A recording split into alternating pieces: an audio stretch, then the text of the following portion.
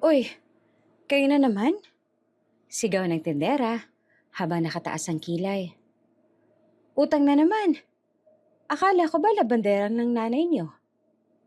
Sa harap ng pila, pinabasa sa amin ang listahan ng utang. Pangalan namin, nakabold, parang kasalanan. Tumawa ang mga tao, yumuko kami. Isang itlog lang ang hinihingi. Parang hiningi na namin ang mundo. Sa labas, naroon si nanay, basang-basa sa ulan. Nanginginig, may hawak na palanggana. Hindi siya pumasok. Ayaw niyang makita kaming pinapahiya. Hindi nila alam, 12 taon mula ngayon, babalik kami. At may katotohanang gigiba sa lahat. Bago ka pa lang sa channel neto, ibang kwento ni Ate Jane, istorya mo, ikwento ko. Huwag kalimutang pindutin ang notification bell at subscribe button.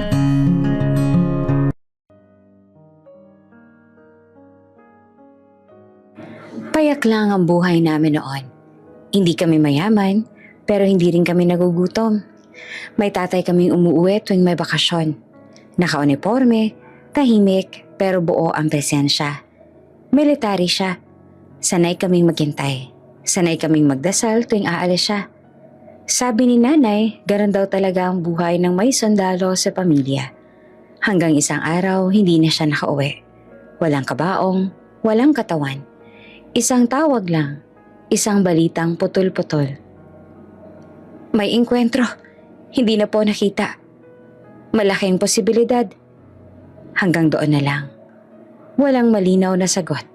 Walang detalye, walang closure. Sinabi sa amin na patay na ang tatay namin. Mula noon, unti-unti nang gumuho ang lahat. Naubos ang ipon, nawala ang padala. Si nanay napilitang maglaba kahit may sakit. Kami ng kuya ko natutong magtipid, maghintay at tumahimik kapag may kulang. Hindi biglaan ang paghihirap. Dahan-dahan itong pumasok sa buhay namin. Hanggang sa isang araw, sanay na kami sa gutom, sa utang at sa kahihiyang kasunod nito. Doon nagsimula ang kwento namin. Hindi sa pagkawala ng pera, kundi sa pagkawala ng ama na akala namin tuluyan na nawala. Gabi na sa amin kapag nag-umpisa ang tunay na gutom. Hindi yung gutom na kain tayo tapos may pipiliin ka pang ulam, kundi yung gutom na parang may kumakalmot sa sikmura. Yung bawat tunog ng tiyan mo parang may nagpapaalala na wala na talagang laman ng kaldero. Sa loob ng aming maliit na bahay, kung matatawag ng bahay yung pinagtagpi-tagping yero at kahoy, nakapatong ang palanggana ni nanay sa gilid. Basa pang mga damit na nilabhan niya kanina. Nakasampay sa lubid na halos bumigay na sa bigat. Amoy sabon at amoy ulan ang paligid. Pero mas nangingibabaw ang amoy ng wala. Walang kanin, walang ulam, walang pag-asa. Anak, mahina ang boses ni nanay, paos.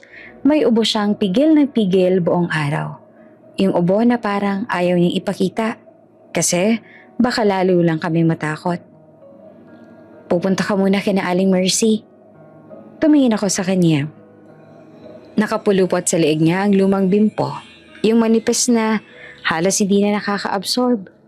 Pumikit siya paminsan-minsan, parang bumibigat ang ulo pero pilit niyang tinutuwid ang likod. Anong kukunin ko, Nay? Tanong ko kahit alam ko naman na. Hindi siya sumagot agad. Parang hinihilan niya muna ang lakas ng loob mula sa dibdib niya. Isang itlog lang, sabi niya. At kahit kaunting bigas, kahit kalahating kilo lang kung papayag. Pumintig ang lalamunan ko. Isang itlog lang. Isang itlog na para sa ibang tao, barya lang. Pero para sa amin, parang isang malaking pagmamakaawa na kailangan mong lunukin. Isa-isa hanggang masakal ka. Nakita ko ang kuya ko sa sulok. Tahimik siya nakaupo sa banig. Nakatingin lang sa pader. Nakayuko pero halata akong nag-iisip. Kapag ganitong gabi, parang lagi siya nagbabantay. Hindi lamang ng bahay, kundi ng loob naming lahat.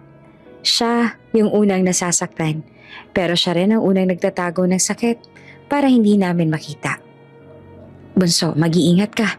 Sabi niya at hindi ako tinitingnan. Pero ramdam ko yung bigat sa boses niya. Tumango ako. Wala naman akong ibang magagawa. Kinuha ko ang maliit naming supot, yung plastic na dating supot ng tinapay. Hinugasan lang ni nanay at ginamit ulit. Isinukso ko sa bulsa ang 5 pisong barya na ibinigay niya. Hindi para bayad, kundi para kunwari may dala pa rin akong pera. Para kung sakaling magsabing tindera na magkano, may maipakita man lang ako.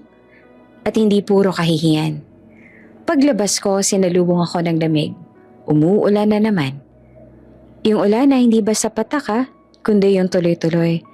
Yung parang may naguhugas ng buong barangay pero hindi naman mawala-wala ang dumi. Madulas ang daan. Putik-putik ang gilid. Dumidikit sa tsinelas ko ang lupa. Tumataas ang tubig sa kanal. Parang handang umapaw anumang oras. Ang tindahan ni na Aling Mercy nasa kanto lang.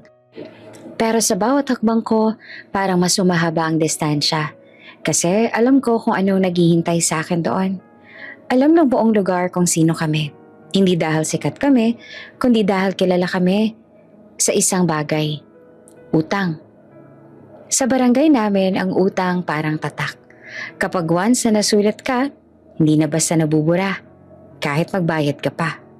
May marka na. Kahit umayos ka. May bulong na. Pagdating ko sa tindahan, halatang gabi na talaga. Kalahati ng ilaw ay patay na. Pero bukas pa rin naman ang pinto. May mga taong nandoon. Yung kapitbahay naming laging may chismis.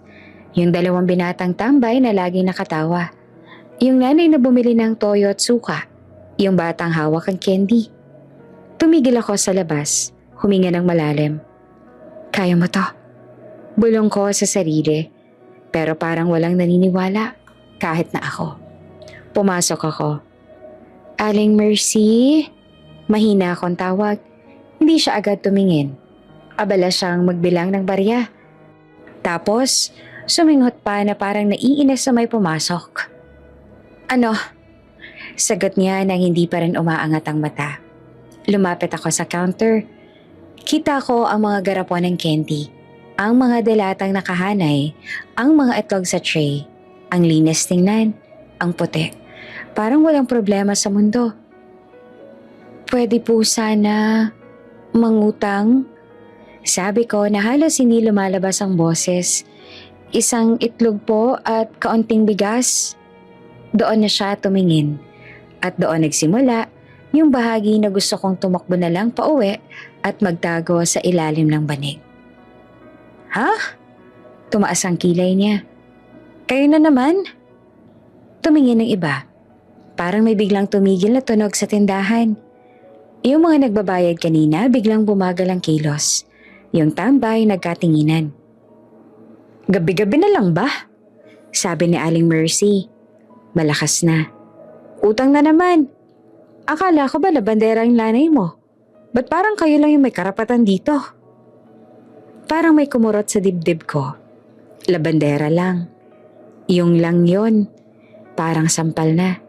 Parang sinasabi niya na may trabaho naman si nanay pero hindi sapat. Na kahit nagsusumikap si nanay, hindi pa rin siya deserve na magkaroon ng pagkain. Aling Mercy, pasensya na po. Bukas po magbabayad kami. Sabi ko kahit alam ko namang hindi rin sure ang bukas. Bukas. Ulit niya pa at sinasadyang pabalang. Ilang bukas na ba yan, ha? Sige nga, tignan natin yung listahan.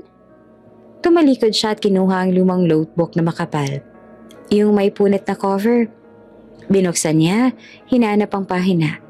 Tapos sinadyang ilatag sa counter na parang trophy na parang ebidensya ng kasalanan namin. Oh, eto. Sabi niya sabay turo. Ayan, isulat mo na naman sa utang ng labandera. Parang lumamig ang kamay ko. Nandoon ang mga pangalan namin. Hindi lang isang beses. Maraming linya. Petsa, halaga. Bigas, asukal, itlog, minsan kape. Lahat yon parang listahan ng mga araw na naghirap kami. At sa gitna ng pahina, nakasulat ang apelyido namin. Malalaki. Parang pinadaman niyang kahit sa papel, hindi kami pwedeng maging maliit. May isang babaeng nasa gilid ang tumawa ng mahina.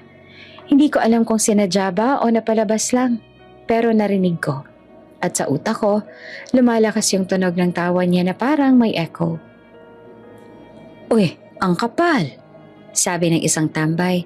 Pabulong pero sapat para marinig ko. Gusto kong mawala. Gusto kong maging hangin. Gusto kong maging bato sa kalsada para tapakan na lang ako at matapos na. Pero, kailangan ko yung itlog.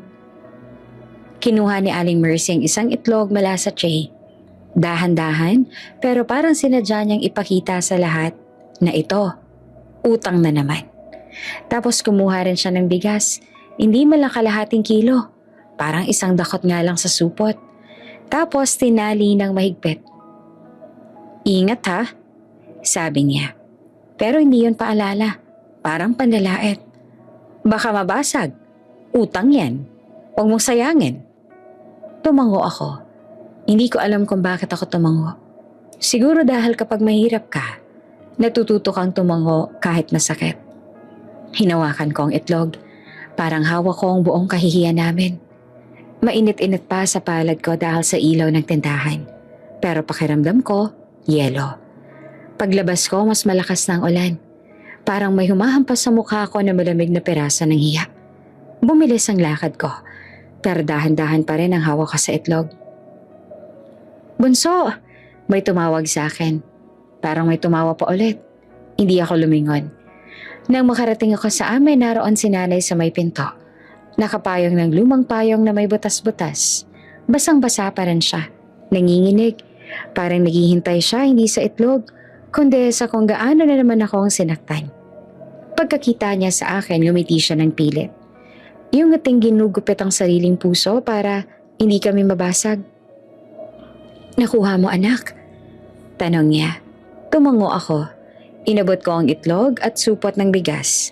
Pero bago ko mailapag, biglang nag-init ang mata ko. Parang biglang may umakyat na luha na hindi ko napigilan. "Bunso?" sabi niya at nilapitan ako. Hinaplas niya ang buhok ko. Basang-basa ang buhok ko. Basang kamay niya. "Okay lang. Pasensya ka na, anak." Doon ako mas lalong napaiyak. Kasi yung salitang pasensya na, galing yan sa nanay ko. Kapag alam mong wala naman siyang kasalanan, yon ang pinakamasakit. Sa loob ng bahay, naririnig ko ang kuya ko na tumayo. Hindi siya nagsalita, pero nakita ko ang panga niyang nakapikit. Yung mga mata niyang nagbabaga pero pinipigilan. Lumapit siya at kinuha ang itlog mula sa kamay ko. Parang siya ang sasalo ng bigat. "Bukas, ako naman," sabi niya ng mahina, pero may tunog ng panata. Hindi ko na sila papayagang ganyan ng kaulat. Gusto kong pigilan siya, pero alam kong hindi ko kaya. Sa gabing yon, nagluto si nanay ng lugaw. Hindi lugaw na malapot, kundi lugaw na halos tubig. Pinaghati-hati niya ang itlog sa 3. Maliit na piraso sa bawat mangkok na parang kapirasong dignidad na pinaghahatian namin. Kumain kami ng tahimik. At habang ngumunguya ako, ramdam ko yung pait na hindi lang galing sa asin, hindi galing sa lugaw, kundi galing sa mga mata ng mga taong tumingin sa akin kanina na parang wala akong karapatang mabuhay ng maayos. Sa labas, patuloy pa rin ang ulan. Sa loob, patuloy naman ang hiya. Pero sa ilalim ng banig, sa pagitan ng mga hininga naming 3, may isang bagay na unti-unting nabubuo. Hindi pa malinaw, hindi ba buo, pero naroon na. Isang araw, babalik kami sa tindahang yon. At sa araw na yon, hindi na itlog ang hawak namin, kundi katotohanan. Kinabukasan, si kuya naman ang pupunta. Mas masakit naman ang ginawa ng tendera. Maaga pa lang ng umaga, ramdam na agad ang bigat sa bahay. Hindi pa sumisikat ang araw pero gising na si nanay. Nakaupo siya sa gilid ng banig, hawak ang ulo. Parang iniisa-isa sa isip kung anong uunahin. Ang labada ba? Ang ubo niya? O ang kakarampot na bigas na halos wala nang laman sa lalagyan? Tahimik lang siya. Pero alam namin pareho ng kuya ko na mas mabigat ang iniisip niya kesa sa palanggana sa labas. Ako nang pupunta. Biglang sabi ng kuya ko. Tumingin si nanay sa kanya. Anak. Okay lang, Nay. Putol naman ang kuya ko. Hindi siya galit. Hindi rin siya mataas magsalita. Pero may tunog ng desisyon. Yung tunog na kapag binitiwan, mahirap nang pigilan. Hindi na pwedeng si Bunso lagi. Gusto kong umangal. Gusto kong sabihin na kaya ko naman. Pero naalala ko ang kagabi, ang listahan, ang tawa, ang salitang labandera lang. Tumikim na lang ako. Kinuha ng kuya ko ang supot na ginamit ko kagabi. Nilinis pa niya, pinunasan ng kaunti. Parang gusto niyang burahin ang bakas ng kahihiyan na naiwan doon. Sinokbit niya ang tsinelas. Yung medyo pudpud na, pero pinilit pa rin isuot. Ano pong kukunin? Tanong niya kay nanay. Saglit namang hindi nakasagot si nanay. Kita ko ang kaba sa mata niya. Parang ayaw niya na mag-utos, pero wala rin siyang ibang mapagpipilian. Kahit bigas lang anak, mahina niyang sabi. Kahit konti. Tumango ang kuya ko. Hindi na siya nagsalita pa. Lumabas siya ng bahay na diretso ang likod. Pero ramdam kong mabigat ang dibdib niya. Pagkalabas niya sa gate, sinundan ko siya ng tingin hanggang sa kanto. Doon sa direksyon ng tindahan ni na Aling Mercy. Hindi ko alam kung bakit ako kinabahan ng mas malakas ngayon kesa kagabi. Siguro dahil alam kong mas lalaban ng kuya ko. At kapag lumaban ka, mas masakit kapag natalo. Habang wala siya, sinubukan ni nanay na maglaba ulit. Kahit nanginginig ang kamay niya, kahit inuubo siya, pinilit pa rin niyang isawsaw ang mga damit sa batya. Parang gusto niyang may ginagawa siya para hindi isipin kung anong nangyayari sa tindahan. Ako naman, hindi mapakali. Ilang beses akong lumabas-pasok ng bahay. Tumingin sa daan. Bumalik, umupo, tumayo ulit. Parang bawat minuto mas humahaba. Sa tindahan, mas maaga pa kaysa kagabi, mas maraming tao. May mga bumibili ng kape bago pumasok sa trabaho. May mga nanay na nag-uusap habang bumibili ng mantika. May mga tambay na hindi pa umuwi mula kagabi. Nakasandal lang sa poste, nagbabantay ng chismis. Pumasok ang kuya ko. Good morning po. Maayos yung bate. Lumingon si Aling Mercy at parang may ngiting hindi buo sa labi niya. Yung ngiting hindi masaya, pero parang naghihintay. Oh, sabi niya. Ikaw naman ngayon. Hindi sumagot agad ang kuya ko. Lumapit lang siya sa counter. Aling Mercy, pasensya na po. Maayos ang sabi. Pwede po sana mangutang ng bigas. Kahit kaunti lang po. Tumahimik saglit ang paligid. Parang may huminto ulit na ingay. May ilang mata na agad tumingin sa kanila. Utang? Ulat ni Aling Mercy na mas malakas na ngayon. Talaga? Huminga ng malalim ang kuya ko. Opo. Doon siya tumalikod. Kinuha niya ulit ang notebook. Yung parehong notebook na binuksan niya kagabi. Pero ngayon, mas maaga. Mas maraming tao. O sige, sabi niya sabay bukas ang pahina. Babasahin ko muna ha, para malinaw. Napakurap ang kuya ko. Aling Mercy, pero huli na. Eto, sabi ng tindera sabay turo sa pahina. Pakinggan niyo. At nagsimula siyang magbasa. Malakas, mabagal na parang sinisigurado niyang bawat salita ay marinig ng lahat. Bigas, utang. Asukal, utang. Itlog, utang. Tumingin siya sa kuya ko. Paulit-ulit ah. May tumawa pa sa gilid. Isang kapitbahay na kilala naming laging may komento sa buhay ng iba. Aba, parang di na nauubos yan ah. Sabi ng babae sabay tawa ulit. Nakatayo lang ang kuya ko. Hindi siya umimik. Nakapulupot ang kamay niya sa gilid ng counter. Kita ko sa mukha niya, kahit wala ako roon, ang pagpipigil. Yung gusto mong sumagot pero alam mong kapag nagsalita ka, mas lalala lang. Alam mo? Sabi ni Aling Mercy sabay sara ng notebook. Hanggang kailan ba to? Hindi naman pwedeng araw-araw na lang kayong mangungutang. Magbabayad po kami. Sabi ng kuya ko. Hindi siya sumigaw, Hindi siya nagmakaawa. Diretso lang. Nagtatrabaho po si nanay. Labandera? Sagot ng tendera. Tinaasan ulit ng kilay. Sa hirap ng buhay ngayon. Sa dami ng may utang. Pasensya na pero hindi ako ang bangko. May isa pang tumawa. Mas malakas. Kuya, may nagsabi mula sa likod. Baka naman gusto mo na lang magtrabaho kaysa mangutang. Hindi lumingon ang kuya ko.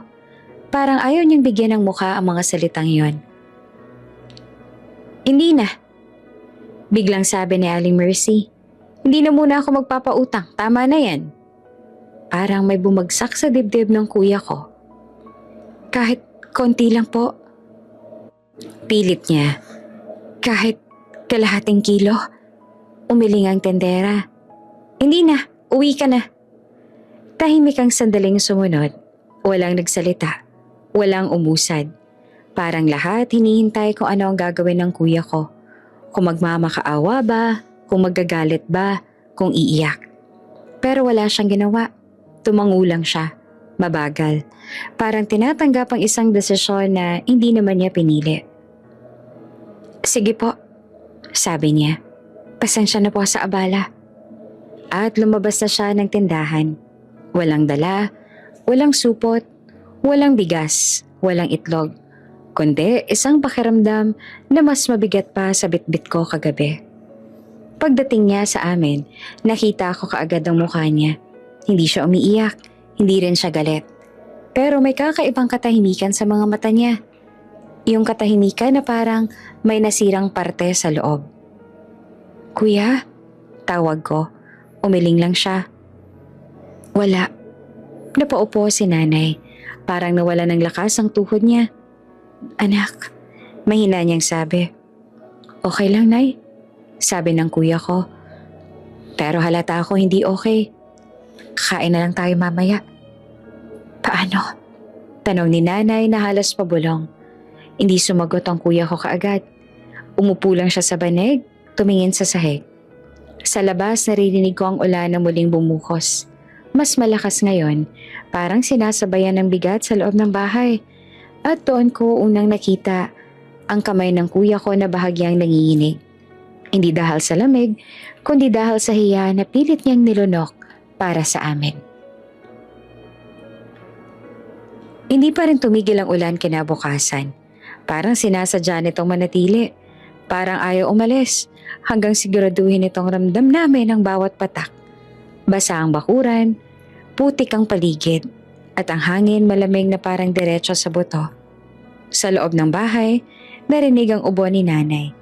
Paulit-ulit ang pigil, pero halatang masakit. Nay, pahinga na muna, sabi ng kuya ko habang nakatayo sa may pinto. Umiling si nanay kahit halatang nahihilo. Nakapulupot sa liig niya ang lumang bimpo, mas basa pa kesa tuyo. Maputla pa ang mukha niya, may bahagyang pamumula sa pisngi. Hindi dahil sa lakas, kundi dahil sa lagnat. Hindi pwede, sagot niya at pilit na matatag ang boses.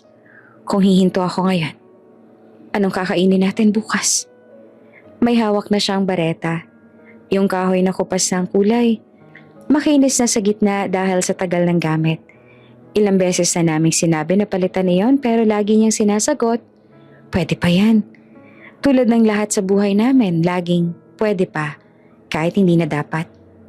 Isinawsaw niya ang damit sa batya, kinusot ng madiin. Kita ko ang kamay niya, namamaga ang mga daliri. May maliit na sugat na hindi tuluyang naghilom. May ilan pang bagong hiwa. Namumula tuwing tatama ang sabon, napapapikit siya saglit. Pero tuloy pa rin. Nanay, may dugo ka na naman, sabi ko sabay lapit. Wala yan, mabilis siyang sagot. Sanay na to. Yung salitang sanay na, parang kutsilyo, parang sinasabi niyang normal lang na masaktan.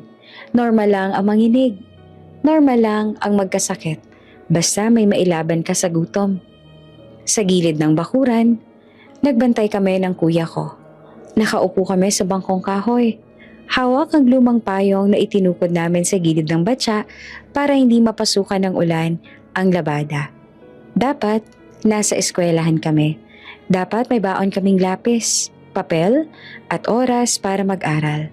Pero naroon kami, nagbabantay ng palanggana, nagbibilang ng oras kung kailan matatapos ang labada. Kuya, may quiz tayo mamaya. Sabi ko na mahina. Tumango siya, pero hindi ako tiningnan. Oo.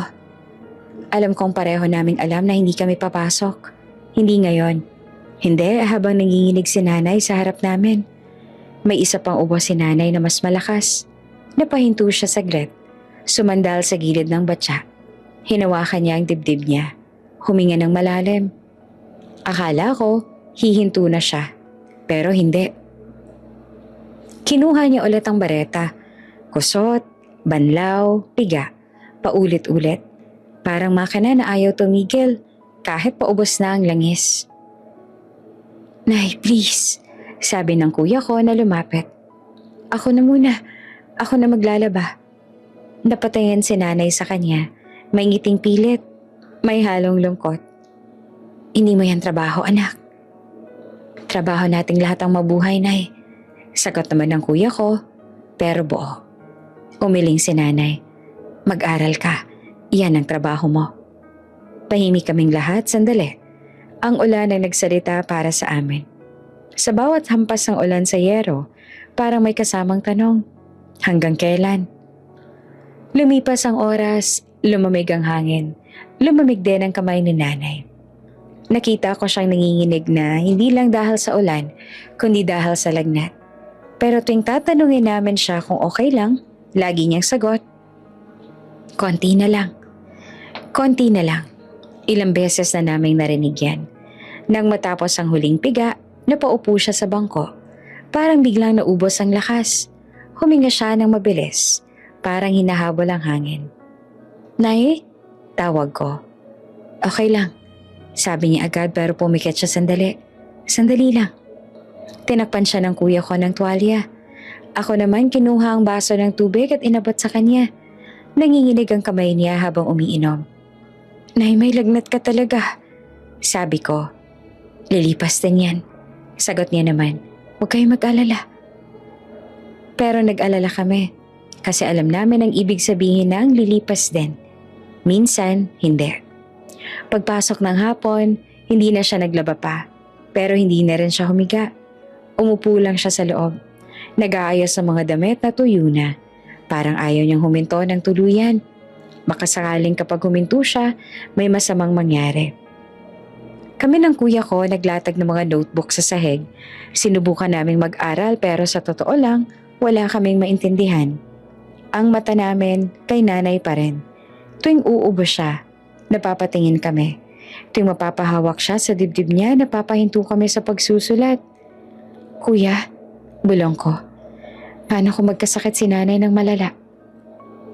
Hindi siya agad sumagot. Nakatitig lang siya sa notebook pero hindi gumagalaw ang lapis. Hindi mangyayari yan. Sabi niya sa wakas. Pero parang mas sinasabi niya yan sa sarili niya kesa sa akin.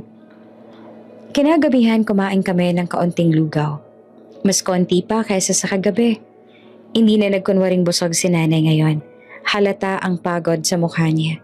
Bawat subo parang may kasamang sakit. Matulog na kayo, sabi niya. Maaga pa bukas. Hindi ka pa humihiga, sabi ng kuya ko. Susunod din, sagot niya. Pero alam naming hindi. Ihintayin niyang makatulog lang kami. Lagi niya namang ginagawa yon. Nang humiga na kami sa banig, narinig ko pa rin ang ubo niya mula sa kusina. Mahina, pigil, pero tuloy-tuloy. Parang orasan na hindi tumitigil. Nakatagilid ako, nakatingin sa kisame na may mancha ng tubig. Sa isip ko, paulit-ulit ang tanong, hanggang kailan niya kakayanin? Sa dilim, naramdaman kong gumagalaw ang banig. Umupo ang kuya ko, hindi siya nagsalita. Pero alam kong gising siya. Kailangan nating gumawa ng paraan. Bulong niya, halos hindi marinig. Tumango ako kahit hindi niya nakikita. Sa gabing yon, habang umuulan sa labas at umuubo si nanay sa kusina, pareho naming naiintindihan, hindi pwedeng ganito na lang palagi. May hangganan ang katawan, may hangganan ang bareta, may hangganan ang pagtitiis. At kung hindi namin kikilos, mauuna si nanay. Kapag tag-ulan, mas lalo naming nararamdaman na ang bahay namin ay tila hindi talaga tahanan. Hindi to yung bahay na kapag umuulan ay ligtas ka. Hindi rin yung bahay na kapag malamig sa labas ay mainit sa loob.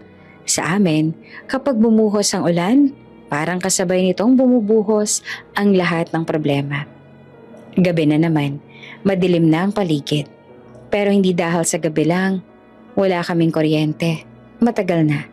Ilang buwan na rin putol dahil hindi na namin nabayaran. Sa halip na ilaw, kandila ang nakasinde sa gitna ng mesa. Maliit lang ang apoy, nanginginig kapag may hangin na pumapasok sa siwang ng dingding. Sa itaas namin may patak. Patak, patak. Mula sa butas ng bubong, diretso sa sahig ang tubig ulan. May inilagay kaming timba sa ilalim para saluhin. Pero kahit ilan pang ilagay, parang laging may bagong tutulo. May mga bahid ng kalawang ang yero. At tuwing malakas ang ulan, parang humihinga ang bubong. Umiingay, umaangal, parang anytime bibigay. Ilipat mo yung timba dyan, sabi ng kuya ko sabay turo sa isang sulok. Kinuha ko ang timba at inusog. Basa na ang sahig, malamig. Dumidikit sa paa ko ang putik at alikabok na naging iisa na. Si nanay nakaupo sa banig. Nakapulupot sa kanyang manipis na kumot. Pero halata pa rin ang panginginig. Hindi na siya naglaba buong araw. Pinilit namin siyang humiga. Pero kahit nakahiga, ubo pa rin siya ng ubo. Nay, okay ka lang ba? Tanong ko.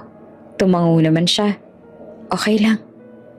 Sagot niya pero hindi niya kami tiningnan. Parang ayaw niya makita na nahihirapan siya. Isang banig lang ang meron kami. Lumang banig na may himulmol na sa gilid. May butas pa sa gitna. Doon kami tatlong magkakatabing matutulog mamaya. Doon din kami nauupo. Kumakain, nag-uusap, nag-aalala. Kuya, sabi ko hawak ang notebook ko. May assignment pa tayo. Tumango siya. Sige, dito na lang. Umupo kami sa sahig, malapit sa kandila. Inilapag namin ang mga notebook. Ang ilaw ng kandila, sapat lang para makita ang sulat. Pero kailangan mong ilapit ang mukha mo. Minsan, kapag mahina ang apoy, nagiging anino lang ang mga letra. Sa bawat patak ng ulan sa bubong, nanginginig ang apoy ng kandila. Natatakot akong mamatay ito. Kapag namatay, titigil din ang pag-aaral namin. Bilis lang, sabi ng kuya ko, baka maubos ang kandila. Nagsulat ako ng mabagal.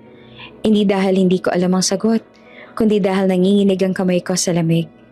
Basa ang hangin, basa ang sahig, basa ang paligid. Sa gilid naririnig ko ang ubo ni nanay, paulit-ulit, parang kasabay ng bawat patak ng ulan. Nay, sabi ng kuya ko, hindi umaangat ang tingin sa notebook. Matulog ka na. Sandali lang, sagot niya. Ihintayin ko kayo matapos.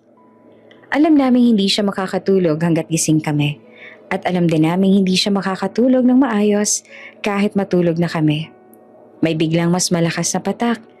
Tumama ang tubig sa mismong gilid ng banig. Nabasa ang dulo. Ay, sabi ko. Kinuha ng kuya ko ang basahan at pinatong sa gilid para sumipsip ng tubig. Pero ilang segundo lang basa na rin ang basahan. Ganito na naman, bulong niya. Hindi siya galit, hindi rin siya nagrereklamo. Parang sanay na lang. Minsan iniisip ko kung kailan kami nasanay sa ganito. Kung kailan naging normal ang mag-aral sa kandila. Kung kailan naging okay ang matulog sa basang sahig. Kung kailan namin tinanggap na ang buhay ay hindi lugar ng pahinga, kundi lugar lang ng pagtitiis. Natatandaan mo ba? Biglang sabi ng kuya ko.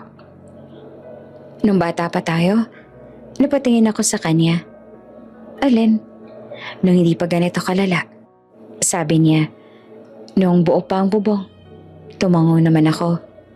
Oo, naalala ko. Hindi man maganda ang bahay noon pero hindi tumutulo. May ilaw pa kami kahit papaano. May mga gabi pa na nagkukwentuhan kami nang hindi nagmamadali. nang hindi nagbibilang ng kandila, nang hindi nakikinig sa ubo ni nanay. Babalik din tayo doon, sabi ng kuya ko. Hindi siya nakatingin sa akin, pero ramdam kong sinisiguro niya yon sa sarili niya. Sana, sagot ko naman. Natahimik kami. Tanging tunog ng ulan at patak ng tubig sa timba ang maririnig. Natapos ko ang assignment ko. Isinara ko ang notebook. Hinipan ko ng kaunti ang kandila para mas tumagal ang apoy. Matulog na kayo, sabi ni nanay ulit. Bukas na lang ulit. Humiga kami sa banig. Una si nanay sa gitna. Kami ng kuya ko sa magkabilang gilid, siksikan. Kapag gumalaw ang isa, gagalaw kaming lahat. Ramdam ko ang lamig ng sahig sa likod ko. Ramdam ko rin ang init ng katawan ni nanay sa tabi ko. Init na may kasamang lagnat. Nay, bulong ko. Kung may kailangan ka, gisingin mo kami ha. Ngumiti siya ng mahina. Sige. Pero alam ko namang hindi niya kami gigisingin. Kahit na ano pa ang mangyari. Sa dilim nakatitig ako sa bubong. Kita kong anino ng patak ng tubig kapag tinatamaan ng liwanag ng kandila. Isa-isa, paulit-ulit. Parang oras na hindi gumagalaw. Kuya, bulong ko ulit. Sa tingin mo ba, may bahay na hindi tumutulo? Hindi siya agad sumagot. Siguro iniisip niya kung paano sasagutin na hindi magsisinungaling. Meron, sabi niya sa wakas. At balang araw, titira tayo doon. Pumikit ako. Hinayaan kong yakapin ako ng tunog ng ulan. Ang ubo ni nanay, ng bigat ng banig. Sa gabing iyon, malinaw sa akin ang isang bagay. Ang bahay ay hindi lang pader at bubong. Ang bahay, dapat ligtas ka. At sa ilalim ng butas ng bubong, sa gitna ng ulan at kandila, alam kong hindi pa iyon ang buhay na para sa amin. Sa eskwela ko, una natutunan na hindi pantay ang lahat. Hindi dahil may nagturo, kundi dahil ramdam mo agad. Sa tingin, sa tono, sa paraan ng pagsasalita ng mga taong may kapangyarihan. At sa araw na yon, malinaw na malinaw sa akin kung nasaan ang lugar ko. Maaga akong pumasok. Basa pang tsinelas ko mula sa ulan kagabi. Kahit pinunasan ko na. May lamig pa rin umaakyat sa paa ko. Hawak ko ang notebook ko. Manipis na, may ilang pahina ng punit. Wala akong baon. Wala rin akong extra papel. Pero okay lang, sanay na ako. Pagdating sa classroom, maingay na ang mga kaklase ko. May nagkukwentuhan tungkol sa field trip. May nagbibilang ng baon, may nagtatawanan. Uy, dala mo ba yung ambag? Tanong ng isang kaklase sa isa pa. Oo, sagot niya. 500 daw eh. Napahigpit ang hawak ko sa notebook. 500. Parang 500 mundo na hindi ko kailanman maaabot. Umupo ako sa upuan ko sa likod. Tahimik lang. Umaasa na hindi ako mapapansin. Pero napansin. Class, attention. Sabi ng teacher namin pagpasok niya. May hawak siyang listahan. Hindi ko alam kung bakit, pero kabog agad ang dibdib ko. Parang alam ko na. May activity tayo next week, sabi niya. Educational tour. Lahat sasama. May mga nagpalakpakan. May mga sumigaw ng yehey. Pero, dugtong niya, sabay tingin sa listahan. Kailangan na ninyong magbayad ng ambag ngayon para makasama kayo. Isa-isa niyang tinawag ang pangalan. Isa-isa ring tumayo ang mga kaklase ko. Lumapit at nag-abot ng sobre o pera. May ilan pang nagbiro. May ilan pang proud na proud. Nang malapit na ang apelido ko, parang bumigat ang hangin. Binanggit niya ang pangalan ko. Ikaw, bayad ka na ba? Tumayo ako na mabagal. Parang ayaw ng tuhod ko. Ma'am, mahina akong sabi. Hindi pa po. May bulungan agad sa gilid. May suminghot. May tumawa ng mahina. Bakit? Tanong ng teacher. Hindi galit. Pero hindi rin mo unawain. Wala pa po kaming pera. Sagot ko ng diretsyo. Wala na akong lakas para magpaligoy-ligoy. Tumango siya, pero hindi siya naupo. Sa halip, tiningnan niya ako mula ulo hanggang paa. Alam mo, sabi niya, sapat ang lakas para marinig ng lahat. Kung wala kang pera, huwag kang sumama sa activity. Parang may tumigil na mundo. May kumirot sa dibdib ko na parang may pinilas. Hindi dahil hindi ako makakasama, kundi dahil sa paraan ng pagkakasabi. Parang hindi ako estudyante, parang istorbo lang. Umupo ka na, dagdag niya sabay tawag sa susunod na pangalan. Umupo ako, dahan-dahan. Hindi ko alam kung saan ilalagay ang mga kamay ko. Hindi ko alam kung saan ako titingin. Ramdam ko ang init ng mukha ko. Ramdam ko ang mga mata ng kaklase ko. May isang tumingin sa akin na parang naaawa. May isa na parang natutuwa. May isa na parang wala lang. Mas masakit ang wala lang. Buong klase, hindi ako nakapagsulat. Hindi ko marinig ang lesson. Ang naririnig ko lang, paulit-ulit ay ang boses ng teacher. Kung wala kang pera, huwag kang sumama. Hindi ko alam kung ano ang mas masakit. Ang hindi makasama o ang ipaalam sa buong klase na hindi ka pwede dahil mahirap ka. Paglabas ng klase, nagsimula na naman ang usapan. Sasama tayo sabi ng isa. Oo, excited na ako. Sagot naman ng isa pa. Tahimik akong naglakad palabas. Hawak ang notebook, nakayuko ang ulo. May isang kaklase akong lumapit. Okay ka lang? Tumango ako. Oo, kahit naman hindi. Pag uwi ko, dumiretso ako sa bahay. Hindi ako dumaan kahit saan. Ayokong makita ng kahit sino ang mukha ko.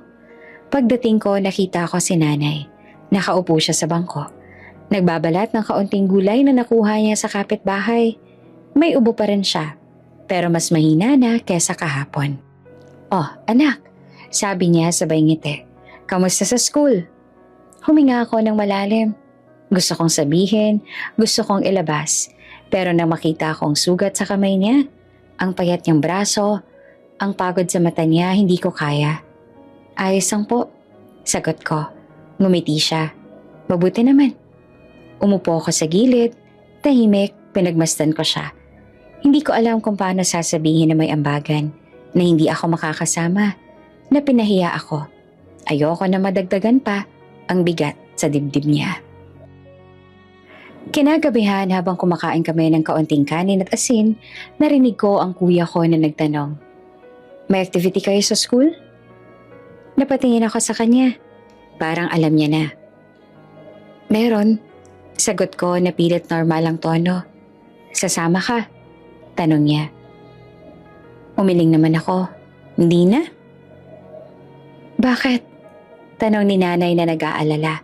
Napahigpit ang hawak ko sa kutsara. May bayad po. Tahimik ang sumunod. Walang nagsalita. Walang umimik. Kaya ko yun. Biglang sabi naman ni kuya. Maghahanap ako ng paraan. Umiling naman ako agad. Wag na kuya. Bakit? Tanong niya. Okay lang naman ako. Sagot ko. Hindi naman yon importante. Pero alam naming lahat na importante. Hindi lang talaga kaya. Pagkatapos kumain, pumasok ako sa loob. Humiga sa banig, nakaharap sa pader. Ayoko makita nilang mukha ko. Tahimik akong umiyak. Hindi hagulhol, hindi maingay. Yung luha na kusang tumutulo kahit ayaw mo. Hindi dahil gusto kong sumama sa activity, kundi dahil sa araw na yon, malinaw na ipinapaalala sa akin ng eskwela na may mga lugar na hindi talaga para sa mahirap. Kahit gaano ka pa magsikap, kahit gaano ka pa katahimik. At sa ilalim ng kwarto, isang bagay lang ipinangako ko sa sarili ko. Darating ang araw na hindi na ako tatayo sa harap ng klase dahil wala akong pera. At darating ang araw na hindi na kailangang yumuko ang anak ng isang labandera. Kapag kaunti lang ang pagkain, mas tahimik ang hapag. Hindi dahil walang gutom, kundi dahil ayaw niyo na magsalita. Baka pa may mapitawang reklamo na hindi niyo kayang bawiin. Sa gabing iyon, 3 kami nakaupo sa banig. Magkakaharap-harap. May tigi isang mangkok. Isang tasa lang ng kanin ang hinahati-hati ni nanay. Hindi pantay ang sukat. pero sinadya niyang gawing mukhang sapat. Asin lang muna, sabi niya sabay abot ng maliit na platito. Mas masarap yan kapag mainit ang kanin. Ngumiti siya, yung ngiting sanay na akong makita, ngiting may pilit na sigla. May kasamang dasal na sana hindi namin mapansin ang kulang. Umupo siya sa tabi namin, pero hindi siya kumuha ng kanin. Nay, kumuha ka, sabi ng kuya ko. Busog na ako, sagot niya naman agad. Mabilis at parang inensayo. Nakakain na ako kanina. Alam namin hindi totoo yon. Alam namin pare-pareho lang kaming galing sa maghapon na walang maayos na kanin. Pero wala sa amin ang gustong magsalita. Kapag sinabi mong hindi, para mo na ring inamin na wala na talaga. Kinuha ko ang kutsara, isang subo, mainit ang kanin. Pero ang lasa, wala. Asin lang ang kumakapit sa dila. Pero pinilit kong ngumiti. Masarap, sabi ko, para lang may masabi. Ngumiti si nanay, parang nakahinga ng kaunti. Oh, sabi ko sa'yo, diba? Tahimik kaming kumain. Maririnig mo ang tunog ng kutsara sa mangkok. Minsan, ang ubo ni nanay na pilit niyang sinasakal. Minsan, ang hangin na pumapasok sa siwang ng dingding. Nang maubos ang kanin ko, tumingin ako sa mangkok ng kuya ko. May natira pang kaunti. Hindi ko alam kung sadya ba o hindi, pero iniurong niya ang mangkok palapit kay nanay. O nay, sabi niya, sa'yo na yan. Umiling naman si nanay. Huwag na. Konti na lang to. Giit ng kuya ko. Sayang naman. Tumingin naman si nanay sa akin, tapos sa kuya ko. May sandaling parang bibigay siya, pero ngumiti ulit siya at tinulak pabalik ang mangkok. Kayo na, sabi niya. Kailangan niya yan. At doon ko nakita yung ngiti na mas masakit kaysa sa gutom. Yung ngiti nagsasabing handa siyang magutom para lang hindi kaming mga anak niya. Pagkatapos kumain, nag-ayos si nanay ng higaan. Inilatag ang banig, tinupi ang kumot. Parang may ritual sa bawat galaw niya. Mabagal, maingat. Parang ayaw niyang gumawa ng ingay na baka magising ng problema. Matulog na kayo, sabi niya. Maaga pa bukas. Humiga kami. Si nanay sa gitna. Kami ng kuya ko sa magkabilang gilid. Siksikan, pero sanay na. Sa dilim ramdam ko ang tiyan ko. Hindi busog, hindi rin masakit. Yung tipong gutom na tinanggap mo na. Pumikit ako. Pilit na inisip ang ibang bagay. Ilang sandali pa naramdaman kong gumalaw si nanay. Umupo siya ng dahan-dahan. Maingat para hindi kami magising. Narinig ko ang mahinang hakbang niya papunta sa kusina. Hindi ako gumalaw, pero gising ako. Makalipas ang ilang minuto, narinig ko ang tunog ng tubig sa gripo. Mahina, tapos katahimikan ulit. Hanggang sa isang mahinang hikbi. Hindi malakas, hindi hagulgol. Yung iyak na parang pinipigilan. Parang ayaw marinig ng kahit sino. Pero sa katahimikan ng madaling araw, malinaw. Napamulagat ako. Tumingin ako sa kuya ko. Nakadilat din siya. Nagkatinginan kami. Walang nagsalita. Pare-pareho naming alam. Dahan-dahan akong umangat ng kaunti. Sumilip sa kusina. Nakita ako si nanay na nakaupo sa maliit na bangko. Nakayuko. Nakasubsob ang mukha sa mga kamay. Nanginginig ang balikat. Wala siyang hawak na pagkain. Wala siyang ginagawa. Umiiyak lang siya. Yung iyak na hindi niya pinakita kanina. Yung iyak na tinago niya habang nakangiti sa amin. Yung iyak na para sa lahat ng araw na nagkunwari siyang busog. Kumurot ang dibdib ko. Gusto kong tumakbo papunta sa kanya. Gusto kong yakapin siya. Gusto kong sabihin, kaya namin to. Pero parang may humawak sa paa ko. Tumingin ulit ako sa kuya ko. Umiling siya, bahagya. Hindi dahil ayaw niyang lapitan si nanay, kundi dahil alam niyang ayaw ni nanay na makita namin siyang ganyan. Tahimik kaming nakahiga, nakikinig. Parang ang sama naming anak dahil hindi kami kumilos. Pero alam naming mas masasaktan siya kung malalaman niyang narinig namin. Makalipas ang ilang minuto, huminto ang iyak. Narinig namin ang paghinga niya. Malalim, pilit, pinapakalma ang sarili. Tumayo siya Nagpunas ang muka. Uminom ng tubig. Bumalik siya sa banig. Humiga sa gitna. Dahan-dahan, parang walang nangyari. Pumikit ako, pero gising pa rin ang isip ko. Sa dilim naramdaman kong gumalaw ang kamay ng kuya ko. Hinahanap ang kamay ko. Mahigpit niya akong hinawakan. Hindi siya nagsalita, pero sapat na yon. Sa gabing iyon, malinaw sa amin ang isang bagay. Hindi lang kami ang nagugutom. Hindi lang kami ang nasasaktan. At kung may ngiti man si nanay sa bawat araw na kulang ang pagkain, iyon ay ngiting binabayaran niya ng luha sa madaling araw.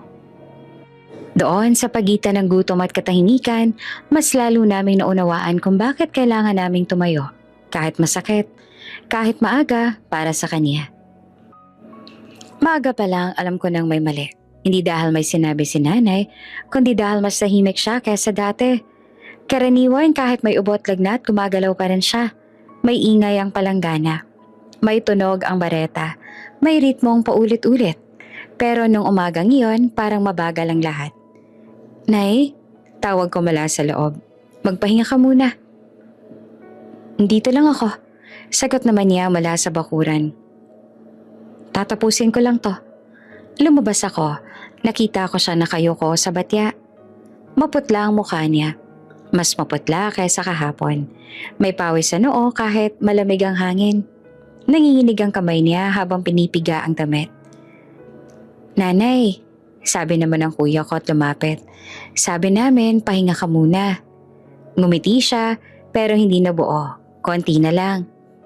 Hindi ko alam kung ilang beses na naming narinig ang salitang yon. Isinubsob niya ulit ang damit sa tubig. Isang kusot, 2, 3.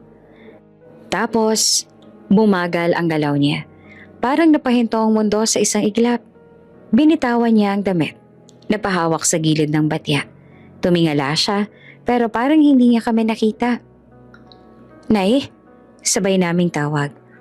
Bago pa kami makalapit, bumigay ang tuhod niya. Tumumba siya sa tabi ng palanggana. Basang-basa ang saya niya. Tumama ang ulo niya sa lupa. Isang mahinang tunog, pero sa tenga ko parang napakalakas. Nanay! Sigaw ko. Lumuhod naman ang kuya ko kaagad. Nay! Nay, gising! Hinawakan niya ang balikat ni nanay. Walang sagot. Nakapikit ang mga mata niya. Ang hininga niya mababaw. Nanginig ang kamay ko habang hinahaplos ko ang pisngi niya. Malamig. Mas malamig kaysa dati. Kuya, anong gagawin? Halos hindi ko mailabas ang boses ko. Tawagin mong kapitbahay. Sigaw niya. Bilisan mo! Tumakbo ako.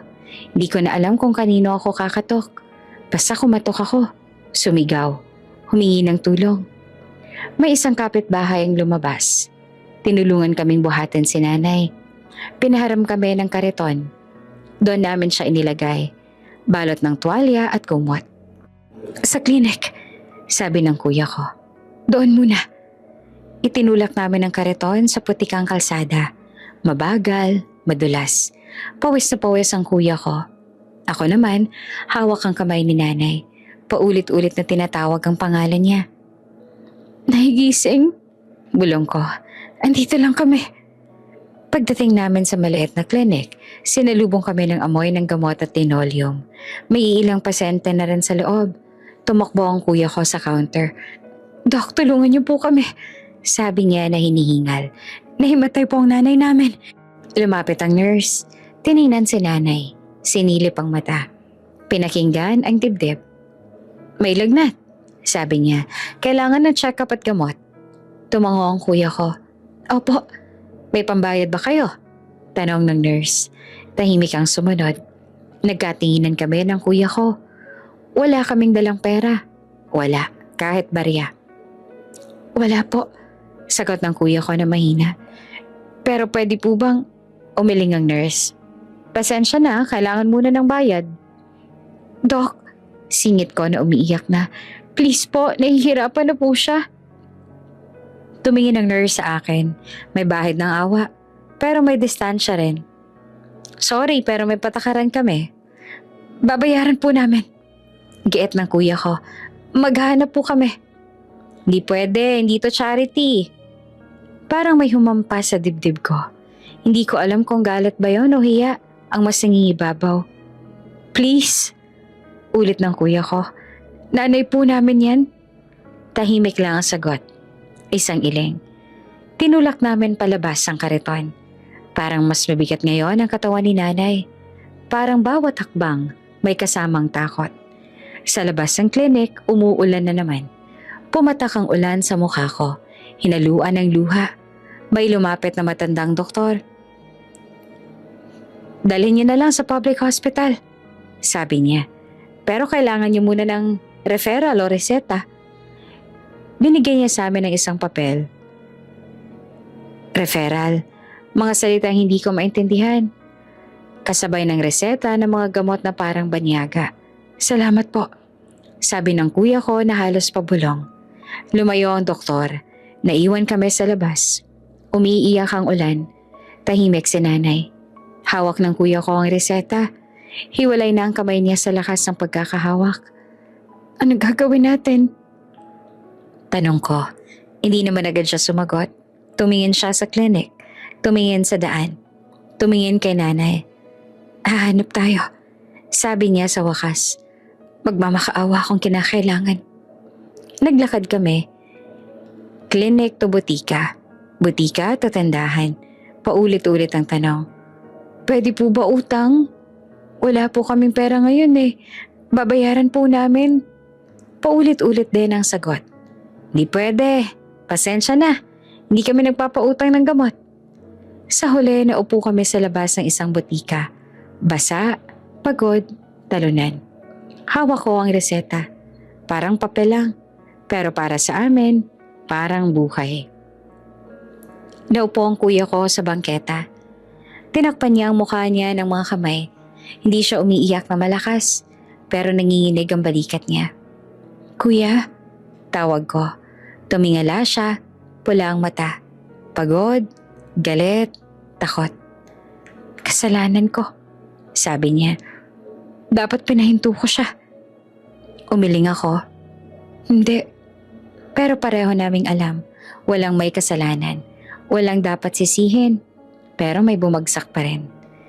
Nang gabing yon doon sa bangketa, sa ilalim ng ulan, habang hawak namin ang reseta na hindi namin kayang bilhin, malinaw sa amin ang isang bagay.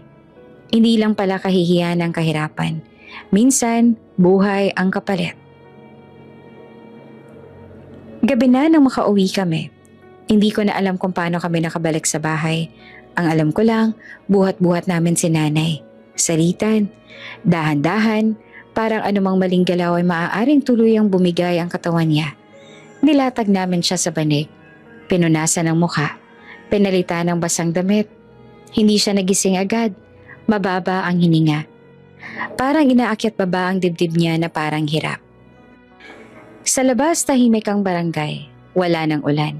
Pero ang lamig, nanatili. Yung lamig na hindi lang sa hangin, kundi sa loob. Naupo ako sa tabi ni nanay. Hawak ko ang kamay niya. Ramdam ko ang gaspang ng balat. Ang kalyo sa palad. Ang mga sugat na hindi pa rin naghihilom. Isang kamay na buong buhay namin kinapitan. Isang kamay na kailanman hindi bumitaw. Kahit wala na siyang lakas. Gising ka, nanay. Bulong ko. Andito lang kami. Hindi naman siya sumagot. Pero parang may gumalaw ng kaunti sa daliri niya. Hindi ko alam kung guni-guni ko lang ba yon. Pero kumapit ako roon. Sa kabilang gilid ng banig, tahimik ang kuya ko. Nakaupo siya sa sahig. Nakasandal sa dingding. Nakatungo ang ulo. Hindi ko siya makita ng maayos. Pero ramdam ko ang bigat ng katahimikan niya. Yung katahimikang mas maingay pa sa sigaw. Lumipas ang ilang minuto o oras. Hindi ko alam, sa ganitong mga sandali nawawala ang pakiramdam ng oras. Bunso, biglang sabi ng kuya ko. Napatingin ako sa kanya. Lumapit siya. Umupo sa tabi ko. Hindi siya tumingin kay nanay. Tumingin siya sa sahig. Parang doon niya gustong kausapin ang sarili niya. Ako nang gagawa ng paraan. Sabi niya na mahina ang boses, pero buo. Hindi na pwedeng ganito. Hindi naman agad ako sumagot. Parang alam ko na ang susunod niyang sasabihin. At ayokong marinig. Kahit mahinto ako sa pag-aaral, dugtong niya. Parang may humampas sa dibdib ko. Hindi. Agad kong sabi. Mas malakas kesa sa inaasahan ko. Hindi pwede. Tumingin siya sa akin. Sa mata niya ay may halong pagod at determinasyon. Hindi galit. Hindi rin awa, kundi desisyon. Kailangan, sabi niya. Wala na tayong ibang pagpipilian. Umiling ako ay mabilis. Ako na lang. Maghahanap ako ng trabaho. Mag-working student ako. Huwag na ikaw. Napangiti siya ng kaunti. Hindi masaya. Parang mas lalo lang siyang nasaktan. Bata ka pa, sabi niya. Ako ang panganay. Ako ang dapat. Pero paano pangarap mo? Tanong ko. Nanginginig na ang boses ko. Ikaw ang gustong maging. Tumigil ako. Di ko na tinuloy kasi mas masakit banggitin. Huminga siya ng malalim. Pangarap lang yun, sabi niya. Pero si nanay, totoo siya. Buhay siya. Napayuko ako. Umiyak na ako. Hindi ko na napigilan. Kuya, ayoko. Sabi ko. Ayokong isuko mo ang lahat dahil sa amin. Hinawakan niya ang kamay ko ng mahigpit. Parang gusto niyang ipasa sa akin ang lakas na wala na siya. Hindi ko to titingnan na pagsuko, sabi niya. Ito ang laban ko. Tumingin kami kay nanay. Tahimik siya. Mahina ang hininga. Parang wala siyang alam sa usapan namin. At siguro, mas mabuti na rin. Hindi natin siya pwedeng pabayaan, sabi ng kuya ko. Hindi na ulit. Sa dilim ng kwarto, walang ilaw, walang saksi, walang ibang nakarinig. Doon ipinanganak ang desisyong babago sa buhay namin. Umupo kami na magkatabi, magkahawa kamay. Parehong umiiyak, pero pareho ring pinipigilan ng hikbi. Ayaw naming marinig ni nanay kung sakaling magising siya. Anong gagawin mo? Tanong ko ng mahina. Maghahanap ako ng trabaho, sagot niya. Kahit anong pwede. Kahit mabigat. Kahit delikado. Kuya, makinig ka muna. Putol niya. Hindi siya galit pero seryoso. Ikaw, mag-aaral ka. Kahit mahirap, kahit gutom tayo, kailangan may isa sa atin na magpatuloy. Pareho tayong tutuloy. Giit ko. Ngumiti siya. Oo, pero magkaibang paraan. Tahimik kaming dalawa. Parang parehong may iniisip na hindi namin sinasabi. Pangako, sabi niya bigla. Ano man ang mangyari, iaahon natin si nanay. Pangako, sagot ko naman agad. Kahit hindi ko alam kung paano, kahit hindi ko alam kung kailan. Magkahawak kaming nanatili roon. Parang kung bibitaw kami, ay mawawala. Ilang sandali umungol si nanay. Bahagyang dumilat ang mata niya. Tumingin siya sa amin. Mahina ang boses. Anak, bulong niya. Bakit gising pa kayo? Matulog ka nanay, sabi ko naman agad. Pinupunasan ng luha ko. Andito lang kami. Ngumiti siya ng kaunti. Pasensya na ha, naging pabigat pa ako. Parang may pumutok sa dibdib ko. Huwag mong sabihin yan, Nay. Sabay naming sabi ng kuya ko. Hindi ho kayo pabigat. Dugdong ko. Ikaw ang dahilan kung bakit kami tumatayo araw-araw. Napapikit si nanay. May luhang pumatak mula sa gilid ng mata niya. Hindi siya nagsalita. Parang nakatulog ulit. Tumahimik ang kwarto. Tanging hininga lang ni nanay ang maririnig. Mabagal, mahina, pero buhay. Sa gabing yon, hindi kami natulog agad. Nakaupo lang kami, nagbabantay, nag-iisip, natatakot, umaasa. Walang sino man ang nakakita sa pangakong binitiwan namin. Walang pumalakpak, walang sumaksi. Pero malinaw sa amin, simula nung gabing yon, hindi na lang kami magkapatid na naghihirap. Kami na ang magiging sandalan ng isang labanderang buong buhay kaming binuhat. At kahit wala kaming pera, kahit wala kaming kapangyarihan, may pangako kami. At sa ngayon, sapat muna yon para mabuhay. Hindi sabay na dumating ang pagbabago. Dahan-dahan itong sumingit sa araw-araw namin. Hanggang sa hindi na namin namalayan na ibang buhay na pala ang ginagalawan namin. Unang umalis ang kuya ko ng bahay bago pa sumikat ang araw. Hindi na siya nakapambahay kapag umaga. Laging nakatsinelas na may putik. Suot ang lumang t-shirt na kaya ng madumihan. May dala siyang maliit na supot, tubig, kaunting tinapay kung meron, at tapang na pilit niyang binubuo. Sa kanto lang muna, sabi niya noong unang araw. May naghahanap ng magbubuhat. Buhat. Isang salitang parang simple, pero sa katawan ng kuya ko nagiging paulit-ulit iyon na kerot. Sa una, sa palengke, kargador, mabigat ang sako ng bigas, kahon ng gulay, minsan kahon ng isda na may amoy na kumakapit sa balat. Sa hapon naman, construction site, tagahalo ng semento, tagasali ng hollow blocks. Sa gabi, kung may mag-aalok, bantay sa maliit na bodega. Umuuwing pagod.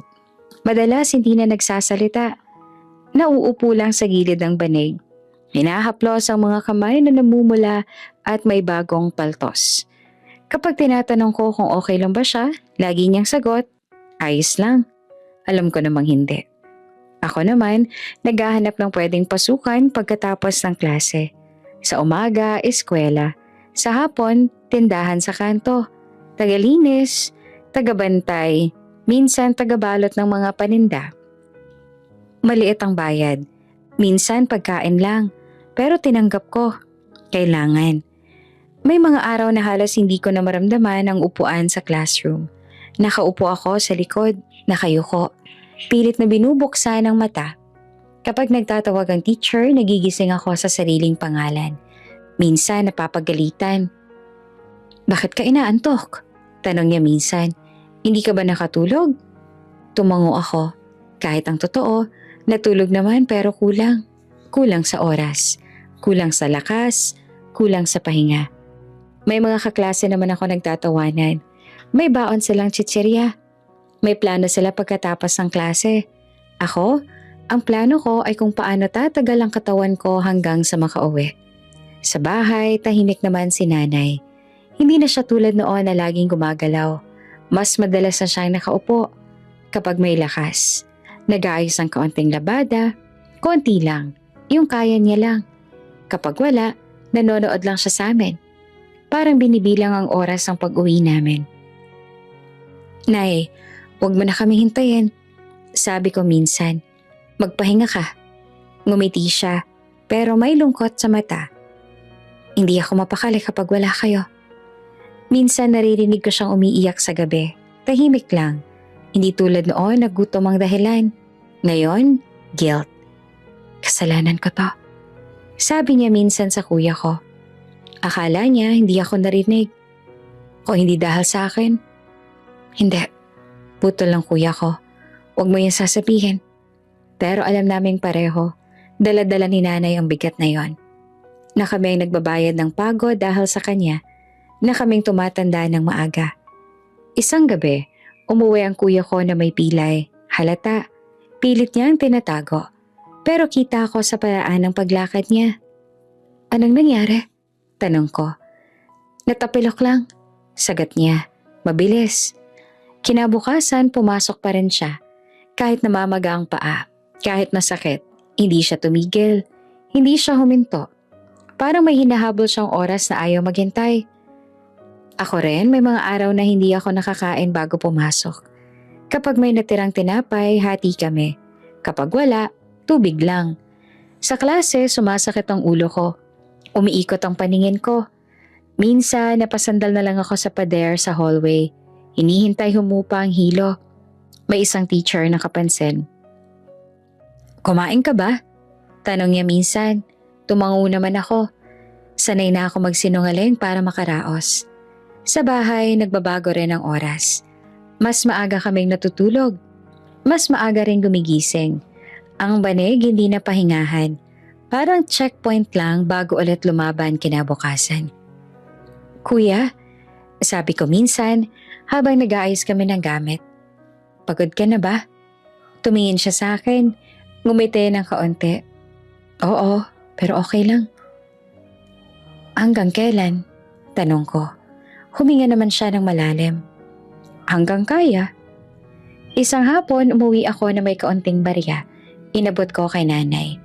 Maliit lang pero ngumiti siya na parang may hawak akong ginto.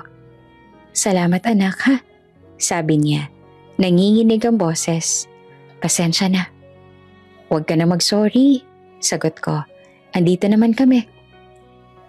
Tumingin siya sa akin. Matagal. Parang gusto niyang sabihin ng maraming bagay. Pero walang salitang lumabas. Sa halip, hinawakan niya ang kamay ko.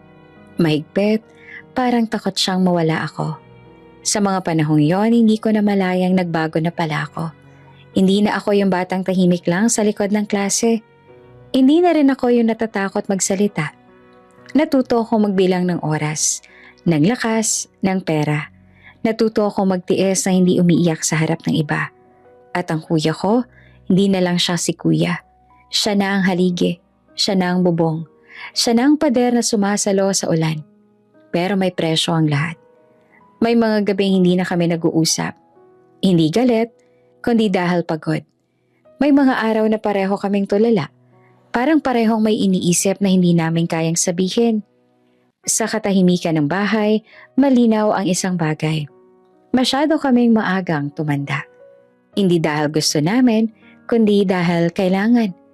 At sa bawat araw na lumilipas, habang bumibigat ang trabaho at humahaba ang oras, mas lalo naming nararamdaman na ang pangakong binitawan namin ay may kapalit. Hindi namin alam kung hanggang saan kami dadalhin ito, pero sa ngayon, tuloy lang. Para kay nanay. Dumating ang desisyon ng kuya ko nang walang paalam. Parang ulan na bigla na lang bumuhos kahit akala mo ay maaraw. Tahimik ang umaga. Hindi pa mainit, pero hindi rin malamig. Yung klase ng oras na parang may hinihintay na mangyari. Nakatayo ang kuya ko sa may pintuan. Hawak ang maliit na bag. Hindi yung maleta na may damit at pangarap. Kundi yung bag na kasya lang ang ilang damit. Tsinelas at tapang. May nakausap ako. Sabi niya ng diretso.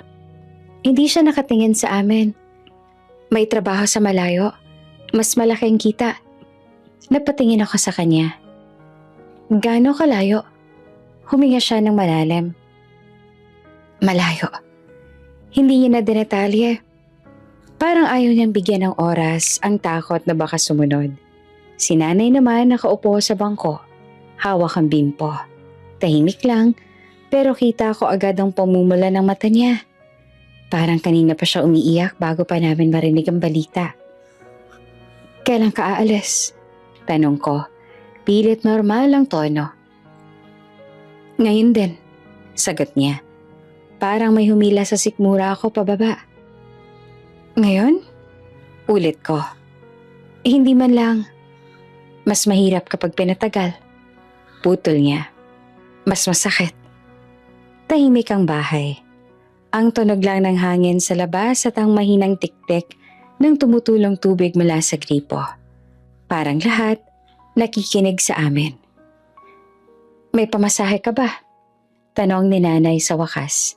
Mahina ang boses, pero malinaw. Umiling ang kuya ko. Hiram lang. Tumayo si nanay. Mabagal, parang mabigat ang tuhod. Lumapit siya sa kuya ko at hinawakan ng bag. Anak, sabi niya na nanginginig ang boses. Hindi ko alam kung paano magpapasalamat. Huwag mo yan isipin. Sagot ng kuya ko. Ito ang dapat. Pero anak, napahinto si nanay. Parang pinipigilan ng iyak. Paano ka? Paano kung okay lang ako, nay?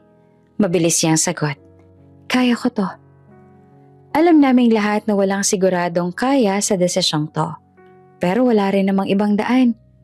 Umupo kami sa banig. Walang handa. Walang salo-salo. Wala kaming maipaghahanda kahit gusto namin. Ang almusal namin ay pareho pa rin. Kaunting asin, pero mas mabigat ang bawat subo. Kuya, sabi ko, pwede pa namang umiling siya. Hindi na, kailangan na. Tumingin siya kay nanay. Matagal at parang sinasaulo ang mukha niya. May mga guhit ng pagod. May mga matang nag-aalala sa amin buong buhay niya. Kaya mo ba? Tanong niya kay nanay. Ngumiti naman si nanay. Pilit, pero totoo. Kaya ko to. Sabi niya. Kayo ang unahin ninyo. At doon na siya tuluyang umiyak. Hindi malakas, hindi hagulgol, pero malinaw ang bawat patak ng luha. Hinawakan niya ang kamay ng kuya ko. Parang ayaw bumitaw. Mag-iingat ka, sabi niya. Huwag ka magpapagod masyado. Kumain ka ha, kahit kaunti. Huwag ka matutulog sa labas kung kaya. Tumango ang kuya ko. Oo, Nay. Lumapit siya sa akin, hinawakan ang balikat ko. Ikaw? Sabi niya. Mag-aral ka, huwag kang susuko. Tumango ko. Hindi ko na mapigilan ang luha ko. Babalik ka ha? Ngumiti siya. Yung ngiting matatag, pero may lungkot sa gilid. Oo. Pare-pareho naming alam, ang pagbabalik ay hindi agad at hindi sigurado kung kailan. Lumabas kami ng bahay. Walang nagsundo, walang naghihintay na sasakyan. Maglalakad lang siya hanggang sakayan. Doon niya haharapin ang unang hakbang ng bagong buhay. Sa kanto, huminto siya, humarap sa amin. Parang gusto niya magsalita pa pero pinili niyang ngumiti na lang. Kuya, tawag ko ulit. Lumapit siya at niyakap ako ng mahigpit. Parang pinapasa niya ang lakas na kakailanganin ko. Pagkatapos niya, niyakap siya ni nanay. Mas mahigpit, mas matagal. Salamat. Bulong niya sa tenga ni nanay. Pasensya na. Bulong ni nanay pabalik. Umiling siya. Hindi. Pagbitaw niya tumalikod siya. Hindi na siya lumingon. Parang alam niyang kapag lumingon siya, baka hindi na siya makaalis. Pinanood namin siyang maglakad palayo. Papaliit ang likod niya. Papalayo ang hakbang. Hanggang sa mawala siya sa dulo ng kalsada. Tahimik kaming bumalik sa bahay. Mas tahimik kaysa dati. Umupo si nanay sa bangko. Hawak ang bimpo. Nakatingin sa pintuan na parang umaasang babalik ang kuya ko at sasabihing biro lang ang lahat. Ngunit hindi siya bumalik. Kinagabihan, mas maaga kaming natulog. Pero hindi agad nakatulog. Nay, sabi ko sa dilim, okay ka lang ba? Huminga siya ng malalim. Okay lang, sagot niya. Pero alam kong hindi. Babalik siya, dagdag pa niya. Parang sinasabi niya sa sarili niya na babalik siya. Oo, sagot ko. Babalik siya, Nay. Sa gabing yun, pareho naming nararamdaman ng bigat ng pagkawala. Hindi dahil iniwan kami, kundi dahil iniwan niya ang isang bahagi ng sarili niya para sa amin. Walang handa, walang pamasahe, walang kasiguraduhan. Pero may desisyon. At iyon ang pinakamahirap na paalam na kailangan naming tanggapin. 12 taon ang lumipas na parang isang mahabang paghinga. Hindi namin namalayan kung kailan eksaktong nagbago ang lahat. Walang isang araw na nagising kami at sinabing okay na. Ang nangyari, paunti-unti. Dahan-dahan, parang sugat na hindi mo namalayang nagsara na pala. Ang unang nagbago ay ang oras. Hindi na kami gumigising na may kaba kung may kakainin pa bukas. Hindi na rin kami natutulog na may tunog ng ulan na pumapasok sa loob ng bahay. Unti-unti, nawawala ang mga patak sa bubong. Una, nilagyan lang ng pansamantalang yero. Pagkatapos, pinalitan ng buong bubong. Hindi naman agad-agad, isa-isang hulog, isa-isang ayos. Ang bahay na minsan hindi namin matawag na tahanan, unti-unting naging ganap na bahay. May ilaw na ulit. Hindi maliwanag na parang sa mayayaman, pero sapat na para makita ang mukha ng isa't isa sa gabi. Wala na ring kandila sa gitna ng mesa. Nakatago na lang sa drawer. Parang alaala ng panahong ayaw na naming balikan. Hindi kami naging mayabang. Hindi rin kami pala-post. Wala kaming litrato ng before and after. Walang kwento ng paghihigante. Parang mas pinili naming tahimik lang dahil alam namin kung paanong masaktan ang mata ng taong may kulang. Ako, nakapagtapos. Hindi madali. May mga semester na muntik na akong sumuko. May mga gabing halos matumba ako sa pagod. Pero bawat beses na naiisip kong huminto, may isang mukha akong naaalala. Ang mukha ng nanay naming nanginginig sa harap ng palanggana. At iyon ang nagtulak sa akin, pasulong. Ang kuya ko matagal bago kami muling nagkasama sa iisang bubong. Hindi niya agad sinabi ko ano ang dinaanan niya. Hindi niya kwento kung ilang beses siyang nagutom, kung ilang beses siyang nasaktan sa trabaho, kung ilang beses siyang natulog sa lugar na hindi kanya. Ang alam lang namin, hindi siya tumigil. Nagtrabaho siya sa mga lugar na hindi ko man lang kayang banggitin noon. Natuto, nag-ipon, bumagsak, tumayo ulit. Hanggang sa isang araw bumalik siya. Hindi bilang batang umalis na may hirap sa mata, kundi bilang lalaking buo ang tindig. Hindi mayabang, hindi maporma, pero may katahimikan sa kilos na nagsasabing, nalampasan ko. Wala kaming handaan ng tuluyan na siyang umuwi. Walang salo-salo, wala ring kapitbahay na inimbitahan. 3 lang kami sa loob ng bahay. Tapos na, sabi lang niya. Hindi na namin tinanong kung paano. Alam namin hindi kailangan isa-isahin. Ang unang ginastos namin, di bagong damit, di cellphone, hindi bakasyon, gamutan ni nanay. Dinala namin sa doktor na hindi humihingi ng pangunang bayad. May mga tests, may mga gamot, may mga araw na pabalik-balik kami sa ospital. Pero sa pagkakataong to, hindi na kami nagmamakaawa sa labas. Tahimik lang kami nakapila, nagbabayad, naghihintay. At unti-unti, gumaling si nanay. Hindi na siya nanginginig kapag malamig. Hindi na rin siya inuubo sa madaling araw. Mas madalas na siya ngayon nakangiti. Hindi yung ngiting pilit, kundi yung ngiting payapa. Nakakapagod pala hindi magtrabaho. Biro niya pa minsan. Ngumiti kami. Hindi namin siya pinilit bumalik sa labada. Hindi niya na kailangan. Sa bahay, simple lang ang buhay. May mesa maayos, may upuang pantay, may ref na hindi puro tubig ang laman. May bigas na hindi na kailangang bilangin ng butil. Pero hindi kami nag-imbita ng maraming tao. Hindi kami nagpakitang yaman. Parang napagkasundoan naming ang dignidad ay hindi kailangang ipagsigawan. May mga kapitbahay na nakapansin, may mga bumate, may mga nagtaka. Tahimik ka lang sabi ng isa. Akala ko, ngumiti lang kami. Hindi na kailangang tapusin ang pangungusap. May mga gabi pa rin na nagkakwentuhan kami sa sala. Hindi na sa dilim, hindi na sa kandila. May ilaw, may ventilador. May katahimikang hindi mabigat. Minsan biglang tatahimik si nanay at titingin sa amin. Salamat, sabi niya minsan bigla. Huwag ka na magpasalamat, Nay, sagot ng kuya ko. Ikaw ay nag-umpisa ng lahat ng to. At doon ko naunawaan. Hindi lang pala to kwento ng pag-ahon.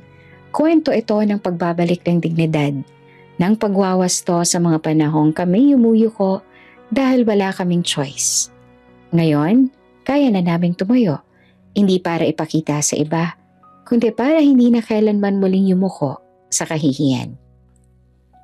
12 taon. Hindi mabilis, hindi madali. Pero sapat para baguhin ang isang buhay. At ihanda kami sa katotohanang hindi pa namin alam na darating. Tahimik ang hapon. Yung klase ng katahimikan na bihira na naming maranasan. Walang sigawan sa labas, walang ulan, walang nagmamadali. Si nanay nasa loob, nag-aayos ang kaunting halaman sa bintana. Ako naman, nag-aayos ng papeles sa mesa. Ang kuya ko nasa garahe, may inaayos na gamit. May kumatok, hindi malakas, hindi rin pamilyar. 2 mahinang katok na parang nagdadalawang isip. Lumapit ako sa pinto at binuksan. May lalaki nakatayo sa harap ko. Hindi siya mukhang mayaman, hindi rin siya mukhang pulube. Pero halata ang sakit sa katawan niya. Maputla ang balat, may mga ugat na litaw sa kamay. At ang balikat niya ay bahagyang nakayuko, parang may pasa na mabigat. Naka-long sleeve siya kahit mainit ang hapon. May hawak na maliit na envelope. Tumingin siya sa akin ng diretsyo. Parang matagal niya na akong kilala. Binigkas niya ang buong apelyido namin. Nanlamig ang bato ko. Pasensya na po. Sagot ko agad na maingat. Nagkakamali po kayo ng bahay? Umiling siya ng bahagya. Hindi, sabi niya. Dito to. Narinig ko ang yabag ng kuya ko mula sa garahe. Lumapit siya sa pintuan. Tumingin sa lalaki. Tapos ay sa akin. May kailangan po kayo? Tanong ng kuya ko ng maayos pero may distansya. Huminga ng malalim ang lalaki. Parang pinag-iipunan ng lakas. Ako ang ama ninyo. Sabi niya. Parang may humampas na hangin sa pagitan naming tatlo. Hindi ko alam kung anong unang pumasok sa isip ko. Takot ba? Galit ba? O gulat? Basta alam ko, biglang bumilis ang tibok ng puso ko. Parang may salitang gustong lumabas, pero walang maayos na anyo. Lumabas ka, biglang sabi ng kuya ko. Hindi siya sumigaw. Mas delikado ang tono, kontrolado, pero mabigat. Sandali lang, sabi naman ng lalaki. Itinaas ang kamay. Makinig lang kayo. Wala kaming dapat pakinggan. Sagot naman ng kuya ko.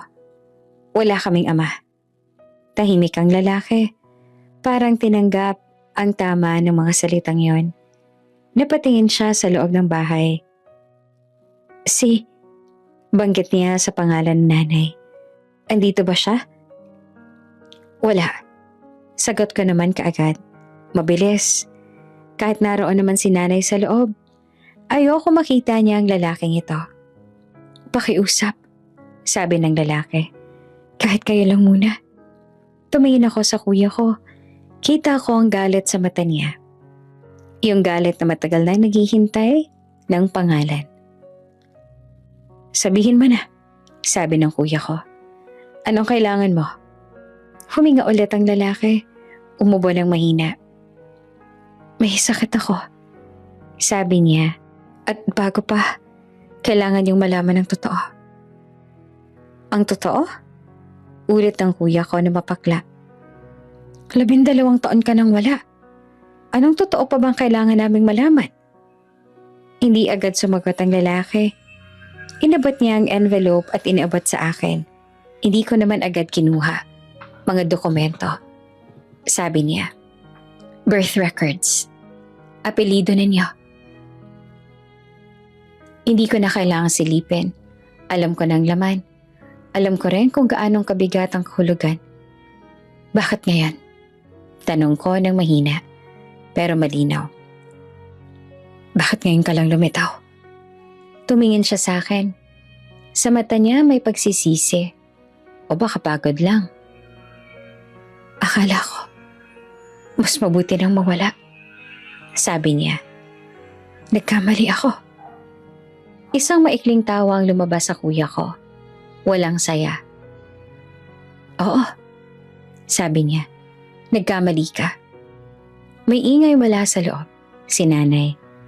Anak, sino yan? Tawag niya. Nanlamig ulit ang dibdib ko. Hindi siya importante, Nay.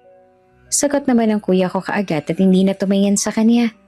Pero huli na, lumabas na si nanay sa pintuan. Pagkakita niya sa lalaki, tumigil siya.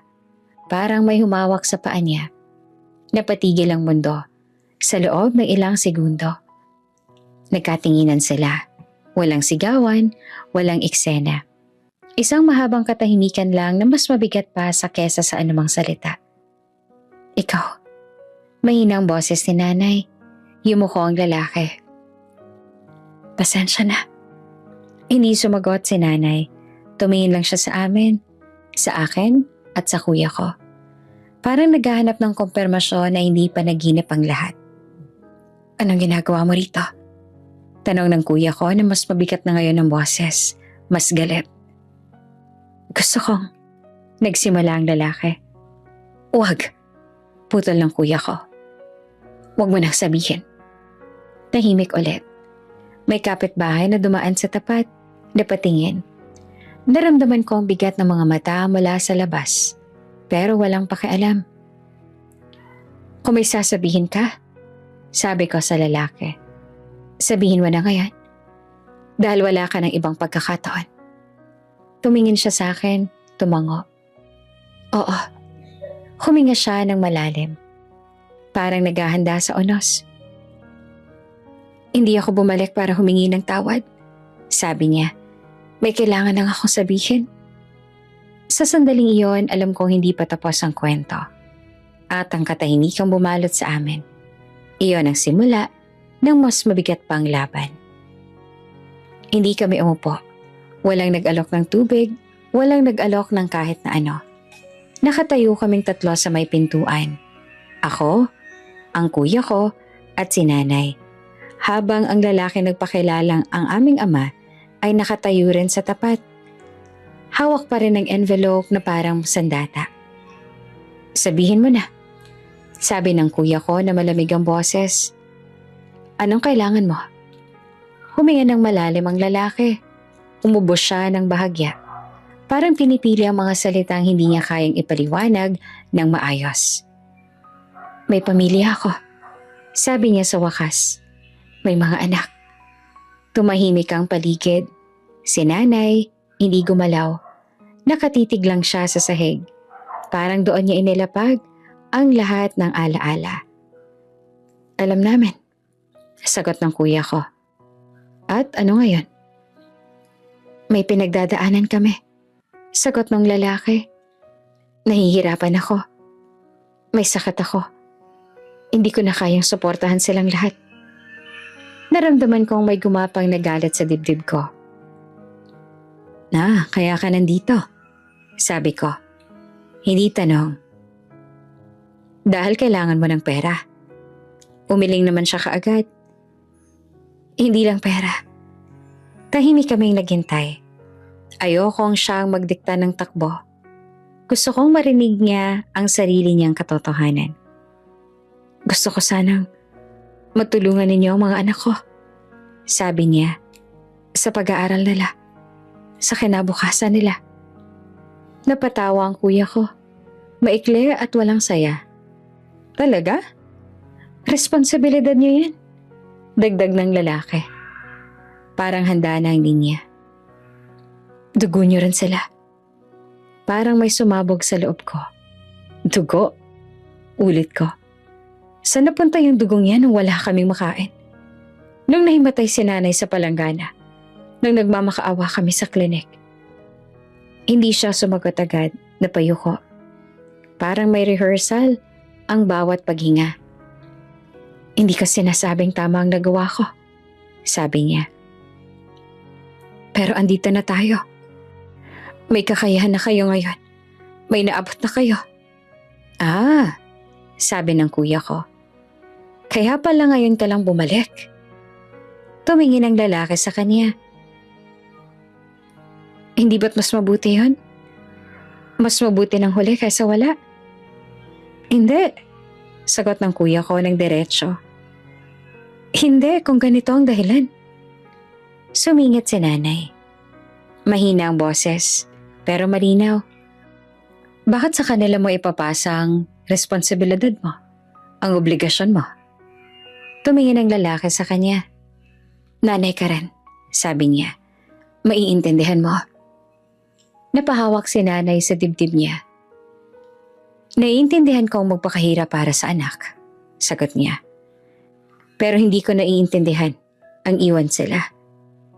Tahimik ang sandali. Parang may bigat na bumagsak sa sahig. Kailangan niyo lang tumulong. Get ng lalaki, hindi naman malaki.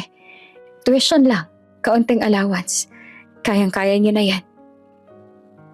Kami naghirap, sabi ko. Kami nagtiis. Kami nagbayad ng presyo, hindi sila. Hindi naman kasalanan ng mga bata, sagot niya agad. Wala silang kinalaman sa desisyon ko. Wala, sabi ng kuya ko. Pero wala rin kaming obligasyon sa mga desisyong hindi namin pinili.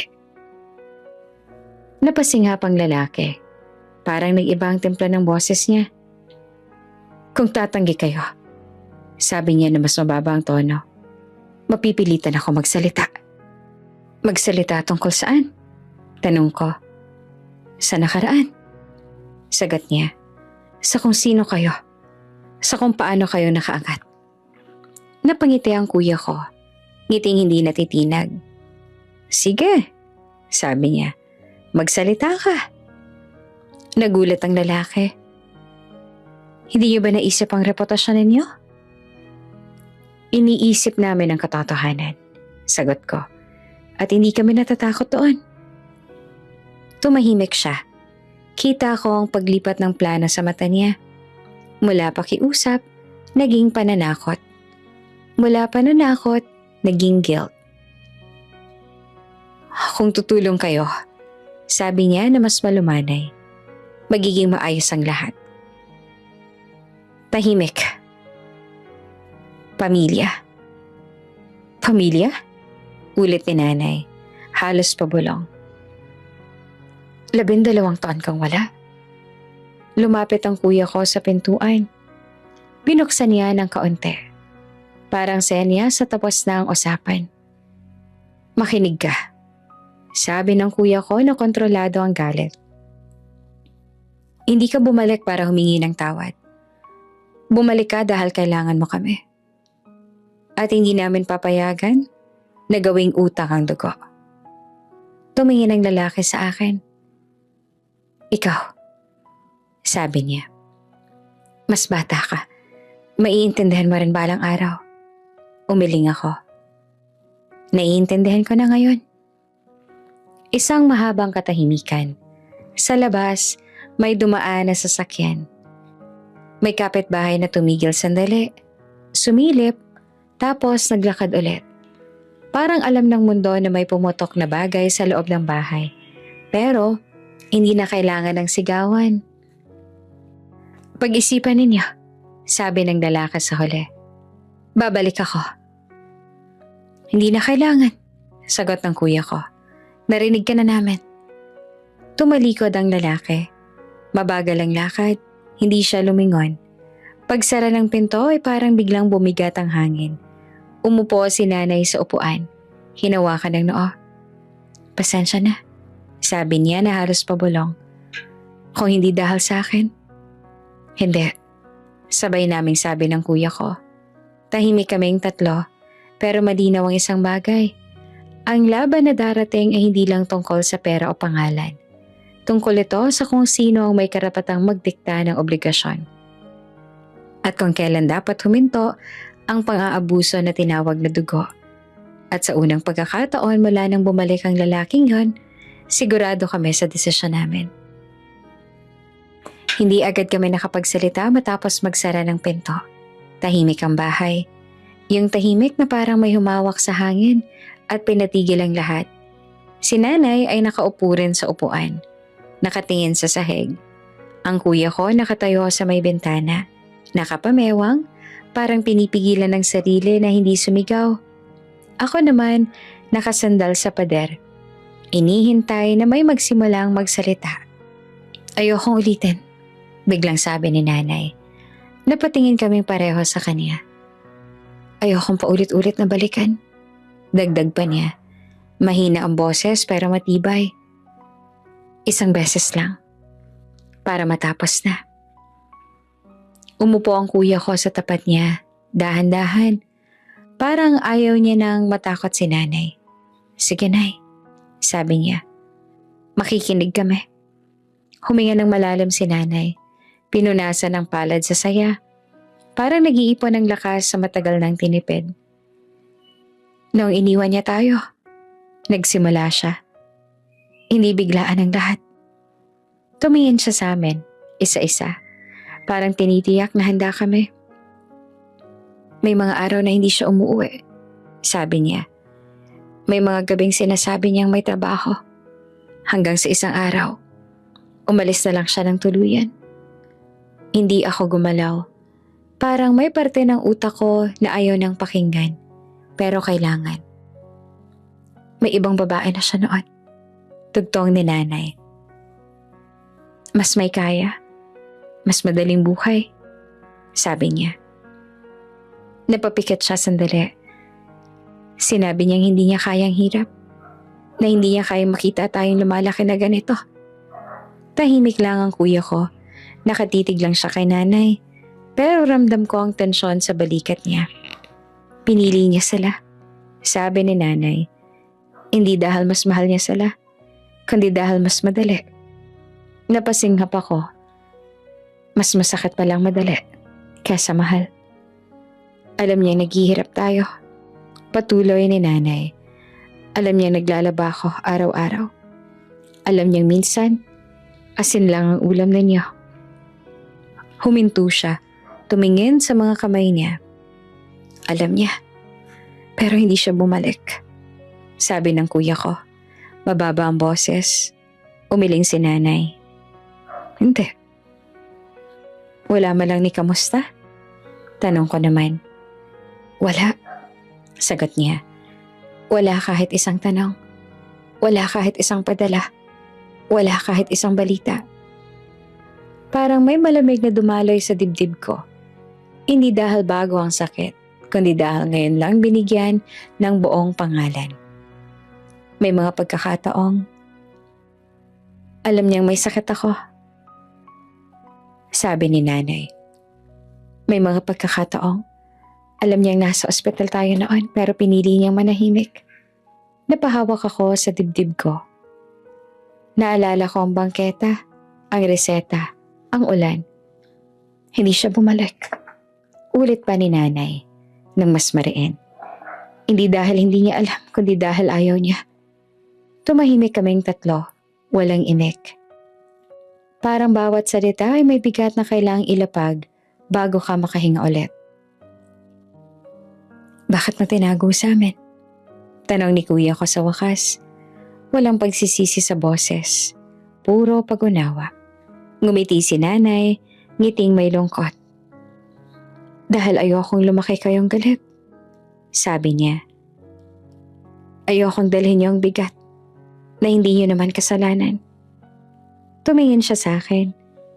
At ayokong maramdaman ninyo na hindi kayo pinili dahil may mali sa inyo. Tumulo ang luha ko. Hindi ko pinunasan. Walang mali sa inyo. Sabi ni nanay na parang inuulit ang isang panalangin. Wala. Tumayo ang kuya ko. Lumapit sa kanya. Lumuhod sa harap niya at hinawakan ang kamay niya. Salamat, Nay. Sa pagpili sa amin. Sa pananatili. Hinaplas naman ni nanay ang buhok niya. Wala akong ibang pagpipilian. Sagot niya. Kayo ang buhay ko. Huminga siya ng malalim. Parang nilalabas ang huling tinik. Kaya kung babalik siya ngayon, dagdag niya. Hindi ko na siya hahayaan na baguhin ang nakaraan sa pamamagitan ng pananakot. Tumayo ako at lumapit din. Isang beses lang to. Sabi ko, tumutugma sa sinabi niya kanina. At tapos na. Tumango si nanay. Oo. Sa gabing iyon, walang sumigaw. Walang umiyak ng malakas. Walang nagsisihan. May lungkot pero linaw. Parang matapos ang mahabang ulan, biglang luminaw ang langit. Hindi dahil gumanda ang nangyari, kundi dahil malinaw na kung ano ang totoo. At doon ko naunawaan. Hindi lahat ng katotohanan kailangang ulit-ulitin. May mga katotohanang sapat nang marinig minsan para makapagpasya ka kung paano ka magpapatuloy. Sa amin, sapat na ang isang beses. Hindi kami ang unang nagsalita. Siya ang nauna. Isang umaga, nagising kami sa sunod-sunod na tawag, mga numerong hindi namin kilala, mga mensaheng may halong pagtataka at pag-aalala. May nabasa kami, totoo ba to? Bakit parang kayong masama sa kwento? May kumalat na post, mahaba. Maayos ang pagkakasulat, parang pinag-isipan. Kwento ng isang ama na iniwan raw ng mga anak matapos siyang magkasakit. Kwento ng isang lalaking pinagkaitan ng tulong ng sarili niyang dugo. May kasama pang mga parinig. Hindi kami pinangalanan, pero sapat ang detalye para makilala kami ng mga taong nakakakilala sa amin. May komento pa ng babae. Ang kabit, mas direkta, mas mapanlait. Hindi lahat ng umaahon, marunong tumanaw ng utang na loob. May mga anak talagang pera lang ang mahal. Tahimik lang kaming tatlo sa sala. Nasa mesa ang cellphone ng kuya ko. Bukas sa post. Si nanay naman nakaupo sa gilid. Hawak ang rosaryo. Hindi siya umiiyak. Hindi rin siya galit. Parang matagal niya nang inaasahan. Gaganti ba tayo? Tanong ko sa kuya ko. Umiling siya. Hindi. Tatahimik lang? Tanong ko pa ulit. Ngumiti siya at hindi ngiting kampante kundi ngiting handa. Magsasabi lang tayo ng totoo. Hindi kami nag-post kaagad. Hindi na kami sumagot sa kahit anong komento. Hinayaan naming lumaki ang usapan. Hinayaan naming mag-ingay ang maling kwento. Dahil alam naman naming mas mabigat ang tahimik na katotohanan kapag dumating na. Pagkalipas ng 2 araw, may community forum sa barangay hall. Matagal na ito nakaschedule tungkol sa mga proyektong pangkabuhayan. Maraming tao ang nandoon. Mga kapitbahay, mga kakilala, mga taong nakakakilala sa amin noon at ngayon. Dumating din siya, kasama ang babae. Maayos ang bihis, may kumpiyansa sa lakad. Parang sigurado siyang kakampi ang opinyon. Nang buksan ng floor para sa concerns, tumayo siya. Gusto ko lang linawin, sabi niya na malakas at malinaw, na may mga taong umaangat sa buhay, pero kinalimutan kung saan sila nanggaling. May bulungan, may manangan na patingin sa amin. Hindi kami tumayo agad. Hinayaan naming matapos siya. Hinayaan naming maubos ang lakas ng boses niya. Nang maupo siya, tumayo ang kuya ko. Hindi siya sumigaw. Hindi siya nagtaas ng kamay. Tumayo lang siya, tahimik, diretso. Hindi kami nandito para makipagtalo. Sabi niya, nandito kami para maglinaw. May katahimikan, ramdam ko ang bigat ng bawat segundo. Kami ang mga anak ng sinasabing tumalikod. Dugtong niya pa. At gusto naming ilahad ang buong kwento. Hindi para manira, kundi para tapusin. Inilabas niya ang folder. Maayos, nakahanay. Mga dokumento, sabi niya. Birth records. Mga resibo ng ospital. Mga tala ng barangay. May umusad na upuan. May napahilig para makakita. 12 taon kaming iniwan. Patuloy niya. Hindi dahil nawala siya, kundi dahil pinili niyang umalis. May kinuha siyang papel. Ito ang petsa ng pagkamatay ng nanay namin sa records. Wala. Dahil hindi siya namatay. Iniwan lang. May ibinigay siyang kopya sa barangay secretary. Ito ang mga tala ng pagkaka-ospital ng nanay namin. Walang perma ng ama. Walang padala. Walang tanong. Tahimik pa rin ang hall. Walang sigawan. Walang palakpakan. Parang lahat nakikinig. Tumayo ako. Hindi kami humihingi ng awa, sabi ko. At hindi rin kami humihingi ng papuri. Tumingin ako sa direksyon nila. Nang mga ilangan siya noon, wala siya. Nang mga ilangan kami, wala siya. Ngayong may kakayahan na kami, bumalik siya. Hindi para humingi ng tawad, kundi para humingi ng obligasyon. May umubo sa likod, may napailing.